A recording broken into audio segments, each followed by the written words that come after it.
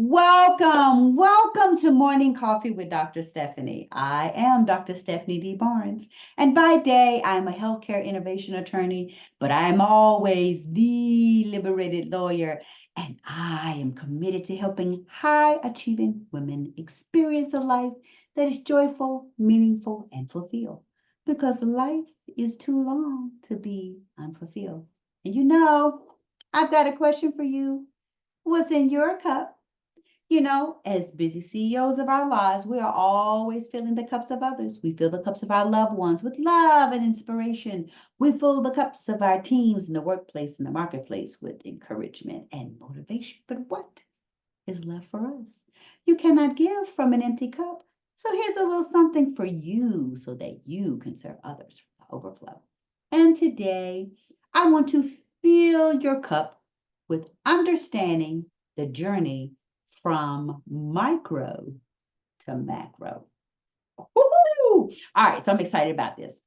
I'm excited about it every time. But anyway, lest I digress. Macro is used as a term meaning large or great. The word micro, on the other hand, describes something small or something that is related to things that are small in scope or size. And this is so important to understand the journey from micro to macro when we are setting goals for ourselves. A lot of times we get focused on the first, we think that the first destination is macro, boom, big, the great accomplishment. This is what I got to do, the big thing.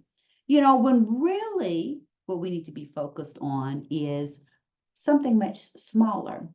We have to remember that macro goals take micro steps. Remember, macro goals take micro steps. And so I like to use the analogy of a marathon. A marathon is literally 26.2 miles long, period. So if you're standing at the starting line of a marathon, you cannot see the finish line. You can't. It's 26.2 miles away, period. And if you stand there at the starting line and you keep looking, oh my gosh, where is the finish line? Where is mile marker 26? Where is the end of this thing? You will get so discouraged that either you will quit because you think there's no way I'm going to make it. I can't even see the finish line. You'll slow yourself down. Mentally, you will bog yourself down in the macro because you're focused on 26.2 miles finish line that you can't even see. But every race is run one step at a time, the micro. And when I used to run marathons, I've completed 2, trained for several, and I used to also do a lot of distance running. I don't do as much anymore. But when I ran and completed the 2 marathons that I did, I would set my goals 1 mile marker at a time.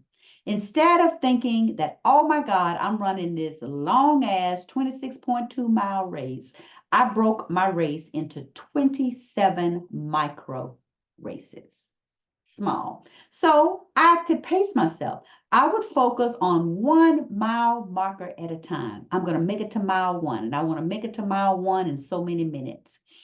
I made it to mile 1. Now I want to make it to mile 2.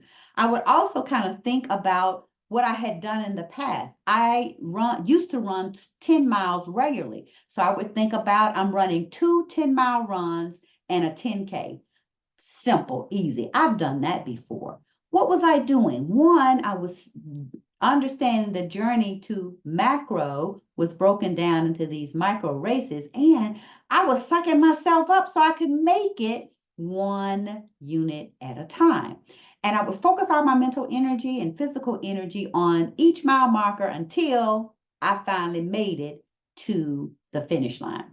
And our lives are no different. Our lives are no different than a marathon. When you're overwhelmed by the vastness of any big task that is set before you, the distance between where you are and your goal, embrace the journey from micro to macro. Instead of running one long ass race, break your goal into several small micro races that allow you to harness your energy and keep your momentum going. So here are 5 ways to embrace the journey from macro to micro to macro. Here are 5 ways to embrace the journey from macro to micro. And did I say it backwards again? I did. From micro to macro. Y'all know what I'm talking about. Anyway, 5 ways. Number one, break your big dream, your big goal, your long ass race into as many micro units as you can. 26.1 miles, break it down into 27 micro units. Break it down. Number two, allocate your resources, time, energy, and whatever it takes among each micro unit. Do it one thing at a time, and you give it all you got in that micro unit. That's actually number three. Put everything you've got into each micro unit and make that unit the best unit.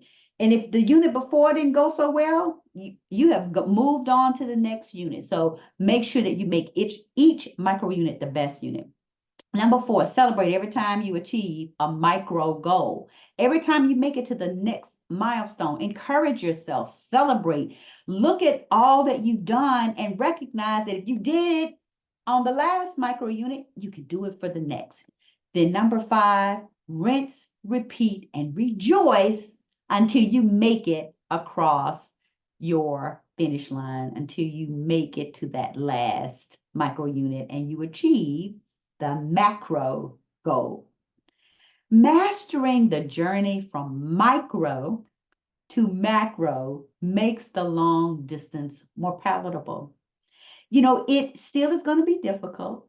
You still will be tired at the end, and it still is going to take the energy, time, and resources, but it is a way to master each micro unit so that you can have several small victories that fuel you to create the momentum you need to get your big win. Here's to embracing the journey from micro to macro. I wish you well on your long ass race. I hope that you've enjoyed this morning's coffee. And of course, if you are getting ready to embark upon your long ass race, your big ass dream, whatever it is that you need to break down from macro into micro so that you can take those steps you need to finish and to succeed, holla at your girl. Let's have a revelation conversation where we're going to map out your blueprint from micro to macro. Remember, life is too long to be unfulfilled. Until next